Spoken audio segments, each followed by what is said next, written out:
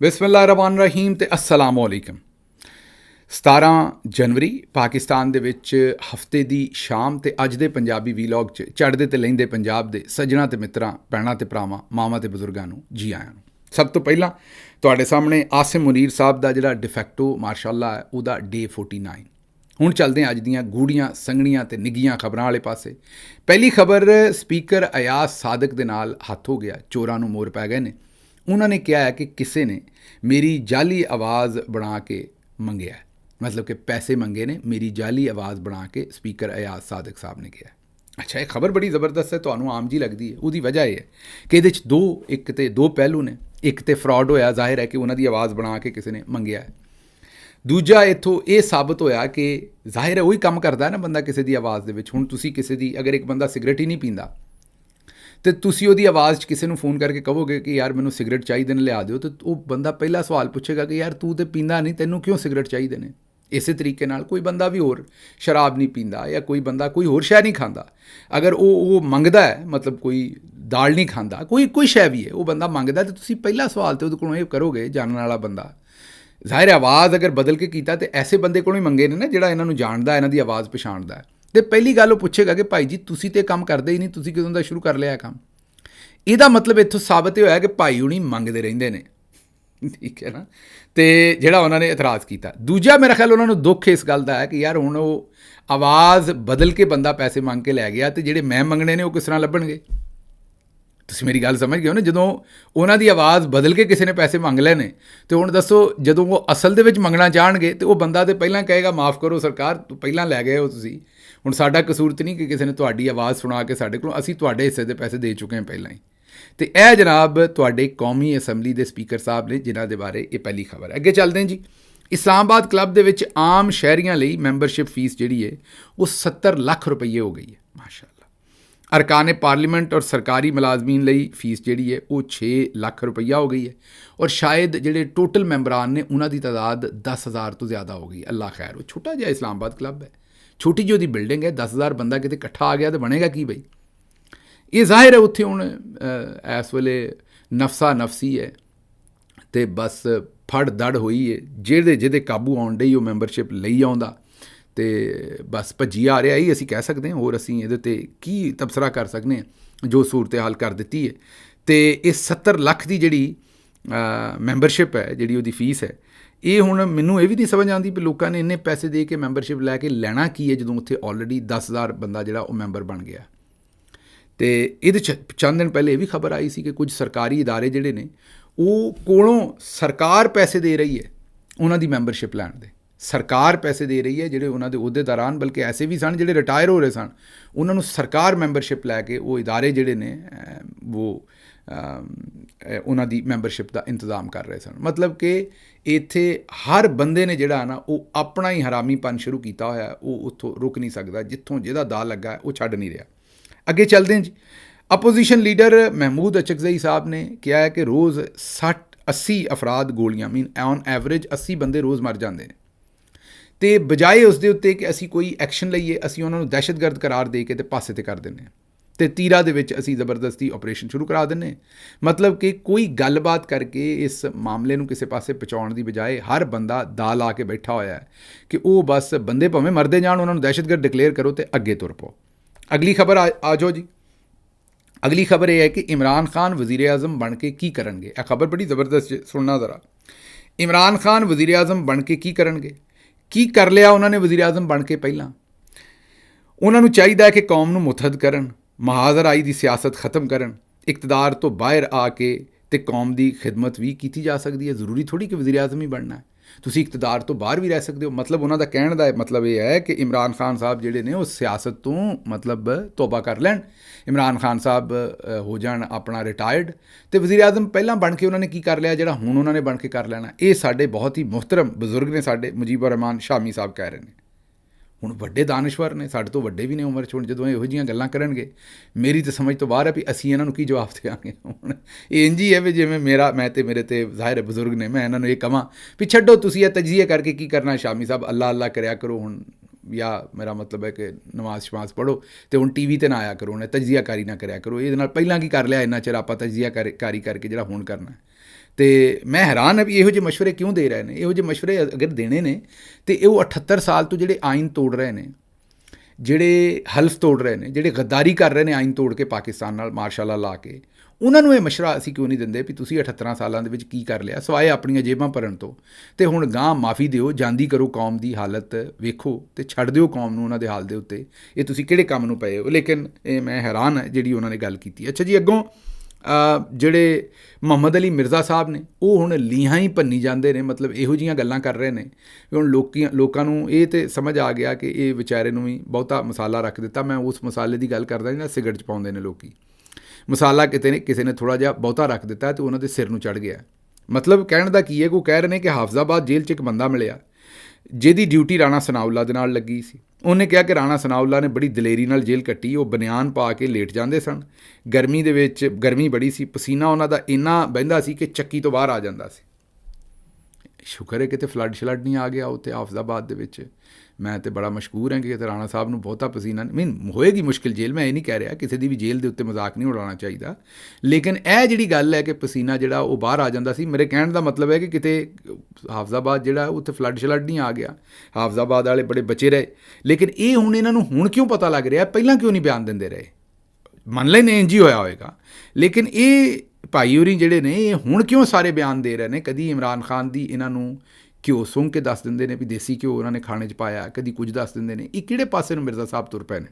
ਅੱਛਾ ਜੀ, ਅੱਗੋਂ ਲਾਹੌਰ ਦੇ ਵਿੱਚ ਇੱਕ ਅਜੀਬ ਵਾਕਿਆ ਪੇਸ਼ ਆਇਆ। ਇੱਕ ਬਾਬੂ ਸਾਹਿਬ ਨੇ ਰੈਸਟੋਰੈਂਟ ਇੱਕ ਬਿਊਰੋਕਰੇਟ ਨੇ ਇੱਕ ਰੈਸਟੋਰੈਂਟ ਨੂੰ ਫ਼ੋਨ ਕੀਤਾ, ਫ਼ੋਨ ਕਰਕੇ ਕਿਹਾ ਕਿ ਫਲਾਂ ਦੀ ਸ਼ਾਦੀ ਹੈ, ਮਹਿੰਦੀ ਵਾਲੇ ਦਿਨ ਪਾਲਕ ਗੋਸ਼ਤ ਬਣਾਉਣਾ। ਇਹ ਤੁਹਾਨੂੰ ਅੰਦਾਜ਼ਾ ਹੋ ਹੀ ਗਿਆ ਹੋਏਗਾ ਵੀ ਸ਼ਾਦੀ ਕਿਹਦੀ ਹੈ, ਮੈਨੂੰ ਦੱਸਣ ਦੀ ਲੋੜ ਤਾਂ ਨਹੀਂ ਹੈ। ਤੇ ਬਾਬੂ ਸਾਹਿਬ ਨੇ ਕਿਹਾ ਕਿ ਫਲਾਂ ਦੀ ਸ਼ਾਦੀ ਹੈ, ਮਹਿੰਦੀ ਵਾਲੇ ਦਿਨ ਪਾਲਕ ਗੋਸ਼ਤ ਬਣਾਉਣਾ। ਰੈਸਟੋਰੈਂਟ ਨੇ ਕਿਹਾ ਕਿ ਜਨਾਬ ਸਾਰਾ ਹੀ ਖਾਣਾ ਸਾਡੇ ਕੋਲ ਬਣਵਾ ਲਓ, ਇਕੱਲਾ ਪਾਲਕ ਗੋਸ਼ਤ ਲਵੋਗੇ ਤੇ ਫਿਰ ਉਹਦੇ ਨਾਲ ਇੱਕ ਡਿਸ਼ ਨਾਲ ਕੀ ਬਣੇਗਾ, ਤੁਸੀਂ ਜਾਂ ਤਾਂ ਸਾਰਾ ਖਾਣਾ ਸਾਡੇ ਕੋਲੋਂ ਬਣਵਾਓ। 2 ਘੰਟੇ ਗੁਜ਼ਰੇ, ਅਚਾਨਕ ਇੱਕ ਟੀਮ ਰੈਸਟੋਰੈਂਟ ਪਹੁੰਚ ਗਈ। ਉਹਨਾਂ ਚੈੱਕ ਕਰਨ ਤੋਂ ਬਾਅਦ ਕਿਹਾ ਵੀ ਤੁਸੀਂ ਸੇਲ ਟੈਕਸ ਪੂਰਾ ਨਹੀਂ ਦਿੰਦੇ ਤੇ ਰੈਸਟੋਰੈਂਟ ਸੀਲ ਕਰ ਦਿੱਤਾ।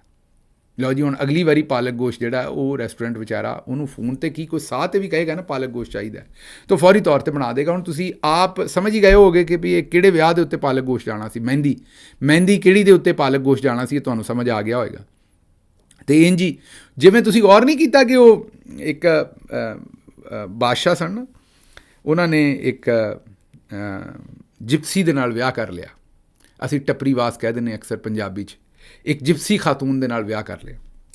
ਉਹ ਖਾਤੂਨ ਨੂੰ ਜਿਸ ਵੇਲੇ ਉਹਨਾਂ ਨੇ ਮਲਕਾ ਬਣਾ ਲਿਆ ਅਤੇ ਉਹਨੂੰ ਲੈਂਦਾ ਉਹਨਾਂ ਨੇ ਆਪਣੇ ਮਹਿਲ ਦੇ ਵਿੱਚ, ਉਹ ਬਿਮਾਰ ਰਹਿਣਾ ਸ਼ੁਰੂ ਹੋ ਗਈ। ਥੋੜ੍ਹੀ ਦੇਰ ਤੋਂ ਬਾਅਦ ਹਰ ਤਰ੍ਹਾਂ ਦੇ ਡਾਕਟਰ ਆਏ, ਤਬੀਬ ਆਏ, ਉਹਨਾਂ ਦਾ ਹਰ ਤਰ੍ਹਾਂ ਦਾ ਇਲਾਜ ਕੀਤਾ, ਲੇਕਿਨ ਉਹ ਜਿਹੜੇ ਮਲਕਾ ਸਾਹਿਬਾ ਸਨ ਉਹ ਸਿਹਤਯਾਬ ਨਹੀਂ ਸੀ ਹੋ ਰਹੇ। ਅਤੇ ਵਜ਼ੀਰ ਨੂੰ ਪੁੱਛਿਆ ਬਾਦਸ਼ਾਹ ਨੇ ਇੱਕ ਸਿਆਣੇ ਨੂੰ ਕਿ ਕੀ ਕਰਾਂ। ਉਹਨਾਂ ਕਿਹਾ ਜੀ ਤੁਸੀਂ ਇੱਥੇ ਮੀਨਾ ਬਾਜ਼ਾਰ ਲਵਾਓ ਮਹਿਲ ਦੇ ਬਾਹਰ, ਅਤੇ ਮਲਕਾ ਸਾਹਿਬਾਂ ਨੂੰ ਆਜ਼ਾਦੀ ਦਿਓ ਵੀ ਉਹ ਜਾ ਕੇ ਆਪਣੀ ਮਰਜ਼ੀ ਨਾਲ ਉੱਥੇ ਘੁੰਮਣ ਫਿਰਨ, ਲੇਕਿਨ ਲੋਕਾਂ ਨੂੰ ਪਤਾ ਨਾ ਹੋਵੇ ਕਿ ਉਹ ਮਲਕਾ ਨੇ। ਲੇਕਿਨ ਅਸੀਂ ਸਾਰਿਆਂ ਨੂੰ ਕਹਿ ਦਿਆਂਗੇ ਵੀ ਇੱਥੇ ਕਿਸੇ ਨੇ ਕਿਸੇ ਕੋਲੋਂ ਪੈਸੇ ਨਹੀਂ ਲੈਣੇ, ਉਹ ਚੁੱਕ ਕੇ ਜਿਹੜਾ ਮਰਜ਼ੀ ਖਾਣਾ ਖਾਵੇ, ਫਰੀ ਦਾ ਮੀਨਾ ਬਾਜ਼ਾਰ ਹੈ। ਅਤੇ ਇਹ ਮਲਕਾ ਸਾਹਿਬਾ ਵੀ ਆਮ ਕੱਪੜਿਆਂ 'ਚ ਜਾਣ, ਆਮ ਆਵਾਮ ਦੀ ਮੇਰਾ ਮਤਲਬ ਭੇਸ ਦੇ ਵਿੱਚ, ਅਤੇ ਜੋ ਮਰਜ਼ੀ ਖਾਣ। ਠੀਕ ਹੈ, ਲੱਗ ਗਿਆ ਮੀਨਾ ਬਾਜ਼ਾਰ। ਮਲਕਾ ਸਾਹਿਬਾ ਚਲੇ ਗਏ ਉਸ ਬਾਜ਼ਾਰ ਦੇ ਵਿੱਚ, ਔਰ ਕਿਉਂਕਿ ਮਲਕਾ ਸਾਹਿਬਾ ਕੁਝ ਖਾ ਹੀ ਨਹੀਂ ਸੀ ਰਹੇ, ਉਹਨਾਂ ਦੀ ਤਬੀਅਤ ਖਰਾਬ ਸੀ, ਉਹਨਾਂ ਉੱਥੇ ਖਾਣਾ ਸ਼ੁਰੂ ਕਰ ਦਿੱਤਾ ਚੁੱਕ ਕੇ ਡਿਫਰੈਂਟ ਸਟਾਲਾਂ ਤੋਂ। ਉਹਨਾਂ ਦੀ ਤਬੀਅਤ ਠੀਕ ਹੋ ਗਈ। ਬਾਦਸ਼ਾਹ ਨੇ ਵਜ਼ੀਰ ਨੂੰ ਪੁੱਛਿਆ ਕਿ ਜਨਾਬ ਇਹ ਤੁਸੀਂ ਐਡੀ ਅਕਲ ਦੀ ਗੱਲ ਮੈਨੂੰ ਕਿਸ ਤਰ੍ਹਾਂ ਦੱਸੀ, ਕਿੱਥੋਂ ਆਈ ਅਕਲ।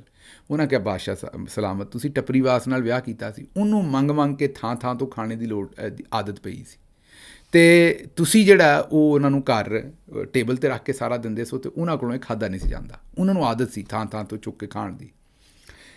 ਹੁਣ ਇਹ ਜਿਹੜਾ ਸੂਰਤ-ਏ-ਹਾਲ ਸਾਡੇ ਸਾਹਮਣੇ ਲਾਹੌਰ ਦੀ ਬਣੀ ਹੈ, ਇੱਥੋਂ ਤਾਂ ਫਿਰ ਇਹੀ ਸਮਝ ਆਉਂਦੀ ਹੈ ਵੀ ਪਾਲਕ ਗੋਸ਼ਤ ਕਿਤੋਂ ਲੈਣਾ ਹੈ, ਕੋਰਮਾ ਕਿਤੋਂ ਲੈਣਾ ਹੈ, ਪੂੜੀਆਂ ਕਿਤੋਂ ਲੈਣੀਆਂ ਨੇ, ਅਤੇ ਹਲਵਾ ਕਿਤੋਂ ਲੈਣਾ, ਅਤੇ ਉਹ ਇਕੱਠਾ ਕਰਕੇ ਅਤੇ ਅਸੀਂ ਮੇਰਾ ਮਤਲਬ ਕੰਮ ਜਿਹੜਾ ਚਲਾਉਣਾ। ਅਤੇ ਆਪ ਹਿਸਾਬ ਲੈ ਲਓ ਵੀ ਰੋਟੀ ਵੀ ਇੱਕ ਥਾਂ ਤੋਂ ਨਹੀਂ ਲੈਣੀ, ਕਿਉਂਕਿ ਇੱਕ ਥਾਂ ਤੋਂ ਲਵਾਂਗੇ ਤਾਂ ਕੋਈ ਪੈਸੇ ਪੂਸੇ ਦੇਣੇ ਪੈ ਜਾਣਗੇ। ਇੰਝ ਹੀ ਕਿਸੇ ਕੋਲੋਂ ਕੁਛ ਲੈ ਲਿਆ, ਕਿਸੇ ਕੋਲੋਂ ਕੁਛ ਲੈ ਲਿਆ, ਕੰਮ ਜਿਹੜਾ ਉਹ ਅੱਗੇ ਤੋਂ ਅੱਗੇ ਚੱਲਦਾ ਰਹੇਗਾ।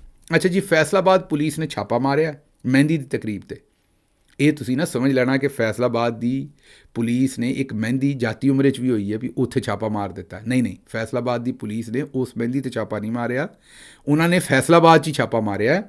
ਔਰ ਛਾਪਾ ਕਿਉਂ ਮਾਰਿਆ ਕਿ ਉੱਥੇ ਮੈਂ ਗਾਣਾ ਤਾਂ ਮੈਨੂੰ ਨਹੀਂ ਪਤਾ ਪੰਜਾਬੀ 'ਚ ਲਿਖਿਆ ਕਿਹੜਾ ਗਾਣਾ ਸੀ ਇਹ, ਲੇਕਿਨ 2 ਡਾਂਸਰਸ ਖਵਾਤੀਨ ਉੱਥੋਂ ਗ੍ਰਿਫਤਾਰ ਕਰ ਲਈਆਂ, 4 ਅਫਰਾਦ ਵੀ ਗ੍ਰਿਫਤਾਰ ਕੀਤੇ ਨੇ, ਦੁਲਾ ਸਮੇਤ ਦੀਗਰ ਅਫਰਾਦ ਫਰਾਰ ਹੋ ਗਏ। ਪਹਿਲੇ ਤਾਂ ਸੋਚੋ ਦੁਲਾ ਵਿਚਾਰਾ ਜਿਹੜਾ ਉਹਨੇ ਅਗਰ ਹਾਰ ਸ਼ਾਰ ਪਾਏ ਹੋਣਗੇ ਤਾਂ ਫਰਾਰ ਹੁੰਦਾ ਕਿਹੋ ਜਿਹਾ ਲੱਗਦਾ ਹੋਏਗਾ ਉਸ ਜਗ੍ਹਾ ਤੋਂ। ਇਹ ਮੇਰੀ ਸਮਝ ਤੋਂ ਬਾਹਰ ਹੈ ਕਿ ਅੱਜ ਕੱਲ੍ਹ ਗਾਣੇ ਗਾਉਣ ਦੇ ਉੱਤੇ, ਗਾਣੇ ਚਲਾਉਣ ਦੇ ਉੱਤੇ ਇਹ ਜਿਹੜੀ FIRਾਂ ਦਿੰਦੇ ਨੇ, ਨਾ ਕੋਈ ਮਹਿੰਦੀ 'ਤੇ ਗਾਣਾ ਚਲਾ ਸਕਦਾ, ਨਾ ਕੋਈ ਆਪਣੇ ਟਰੈਕਟਰ 'ਤੇ ਚਲਾ ਸਕਦਾ, ਨਾ ਕੋਈ ਖੋਤੀ ਰੇਹੜੀ 'ਤੇ ਚਲਾ ਸਕਦਾ, ਨਾ ਦੁਕਾਨ 'ਤੇ ਚਲਾ ਸਕਦਾ। ਕਿਹੜੇ ਪਾਸੇ ਨੂੰ ਪੁਲਿਸ ਨੂੰ ਇਹਨਾਂ ਨੇ ਤੋੜ ਦਿੱਤਾ, ਇਹ ਸਾਡੀ ਸਮਝ ਤੋਂ ਬਾਹਰ ਹੈ ਕਿ ਕੀ ਹੋ ਰਿਹਾ।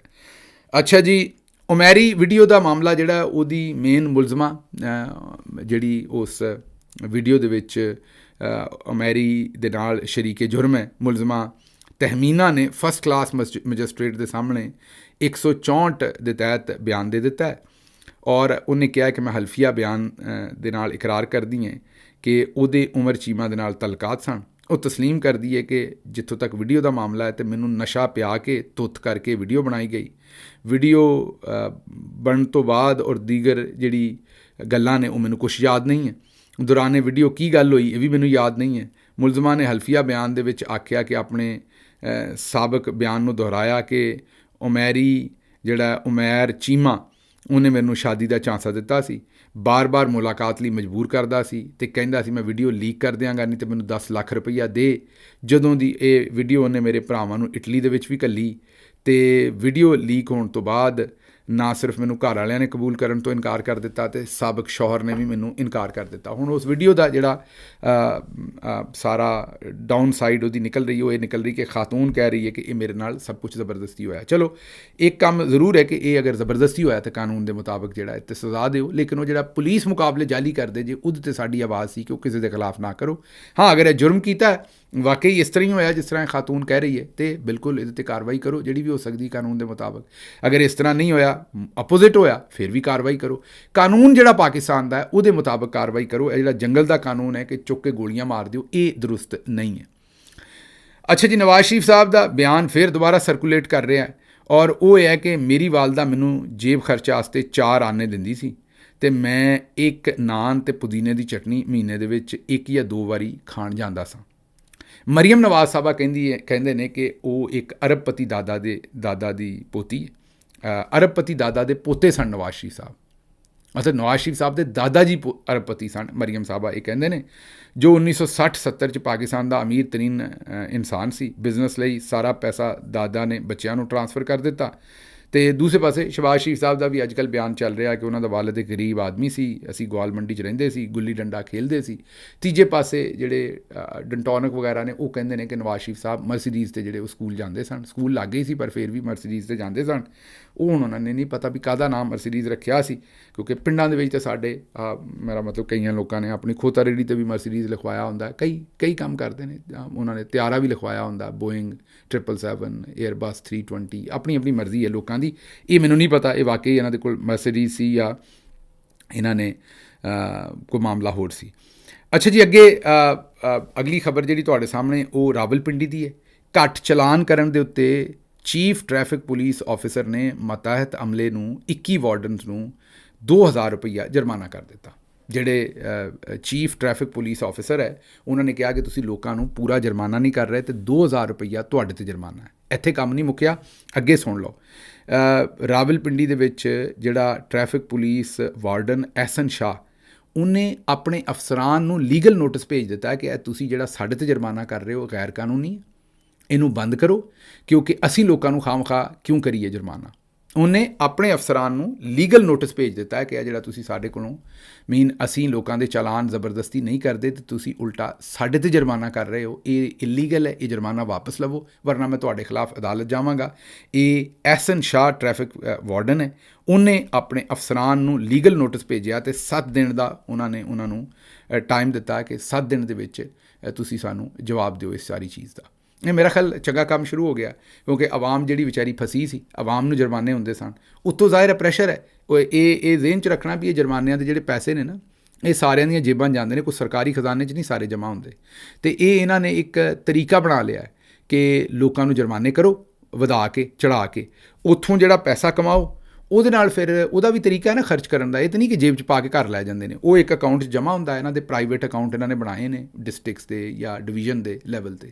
ਉੱਥੇ ਫਿਰ ਬਿੱਲ ਝੂਠੇ ਸੱਚੇ ਪਾ ਕੇ ਕਿ ਫਲਾਨਾ ਕੰਮ ਕਰਾਇਆ, ਫਲਾਣੇ ਨੂੰ ਇਮਦਾਦ ਦਿੱਤੀ, ਫਲਾਨਾ ਇਹ ਹੋਇਆ, ਉਹਨਾਂ ਅਕਾਊਂਟਾਂ ਦੇ ਵਿੱਚੋਂ ਪੈਸੇ ਕੱਢੀ ਜਾਂਦੇ ਨੇ।